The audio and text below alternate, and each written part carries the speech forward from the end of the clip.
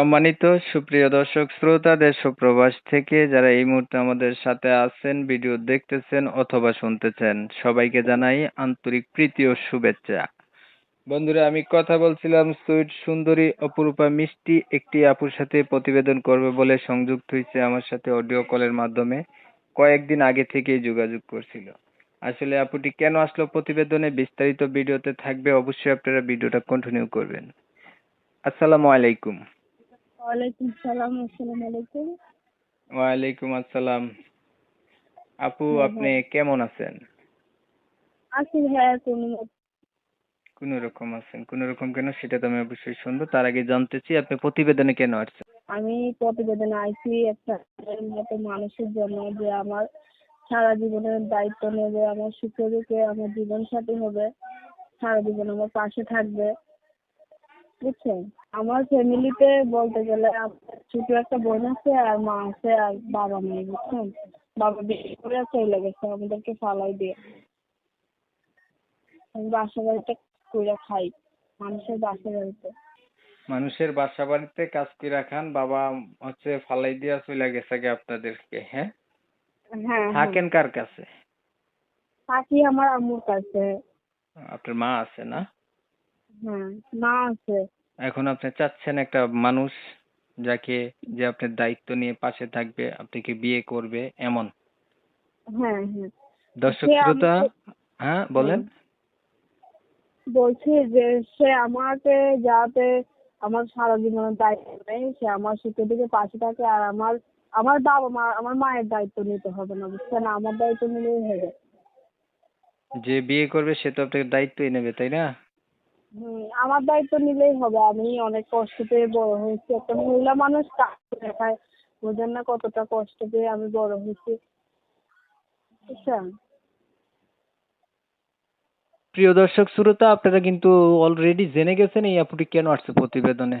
তবে আমি আন্তরিকভাবে দুঃখিত, কমিউনিটি গাইডলাইনের কারণে ওনার নাম ঠিকানা এগুলা নিতে পারতেছি না। অবশ্যই ওনার কাছ থেকে আপনারা জানবেন। আপনি হচ্ছে এই, পড়াশোনা কতটুকু করছেন?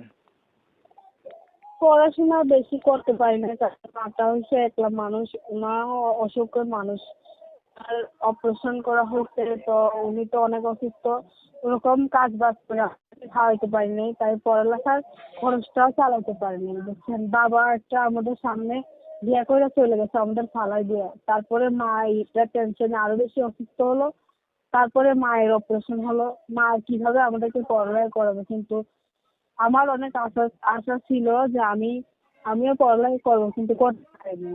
কতটুকু করছেন? এই অল্প পড়ালেখা করছি, বলা যাবে না। আচ্ছা, নাম টাম জানেননি? নাম ঠিকানা লিখতে পড়তে পারেন? হ্যাঁ, পারি। আচ্ছা, ও কোরআন শরীফ পড়তে পারেন? না ভাইয়া, মিথ্যা কথা বললে লাভ নেই, আমি পারি না কোরআন শরীফ পড়তে। নামাজ পড়েন? নামাজ পড়তে পারি, 5 ওয়াক্ত নামাজ পড়তে পারি। পড়েননি? পড়বার তো ইচ্ছা, কিন্তু কাজ পড়েন। কাজ করি, আবার আচ্ছা, টেলার মেশিন নামাজের কোনো অজুহাত আসেনি ভাই? সবসময় নামাজ পড়তে হবে, নামাজের কোনো অজুহাত নাই। তাদের বাড়িতে যাই, ওনাকে বইলা রিকোয়েস্ট করে পড়ি, কত সময় আবার কত সময় পড়তে পারি না। পড়ার অনেক চেষ্টা করি। এই পর্যন্ত প্রতিবেদন কয়টা করছিলেন? আর কখনো আসে না এই প্রতিবেদনে। অনেকের মুখে শুনলাম এখানে একটা সঠিক মনের মানুষ পাওয়া যায়, তার জন্য আমি প্রতিবেদনে আসছি। বুঝছেন? আচ্ছা, ধরেন আমি একটা সঠিক মনের মানুষ পাইলেন, মানুষটার বয়স বেশি হলো, দেখতে কালো হলো, তখন কি করবেন? মানুষের গায়ের রং দিয়ে কি ভালোবাসা হয়? সঠিক ভালোবাসা হইলে গায়ের রং কালা ধলা নিয়ে কখনো প্রশ্ন আসে না। আর চেহারার কাছে কিছু না, ভালোবাসাটা হচ্ছে বড় কথা। বুড়া জোয়ান দিয়ে ভালোবাসা হয় না। সে যেরকমই হোক না কেন, সে যদি সত্যিকারের ভালোবাসে আমাকে, আমার আর কিছু লাগবে না। বুঝতে পারলাম, আর কিছু বলবেন?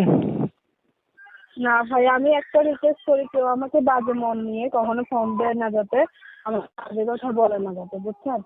আমি একটা ঠিক ভালো আছে, মানুষ। আপনি হচ্ছে ভালো থাকবেন। প্রিয় দর্শক শ্রোতা, আপনারা জানছেন অথবা শুনছেন উনি কেন আসছে ভিডিওতে। এখন হচ্ছে আপনারা জানেন আমি সবসময় এমন ভিডিওগুলা দিয়ে যাই, কারণ উনার কথাবার্তা শুনে যাদের কাছে ভালো লাগছে, ভালো পাইছেন, বা উনার সাথে যোগাযোগ করতে ইচ্ছুক, অবশ্যই কথাবার্তা বলবেন, যা আরো উনার সম্পর্কে বিস্তারিত জানতে পারবেন।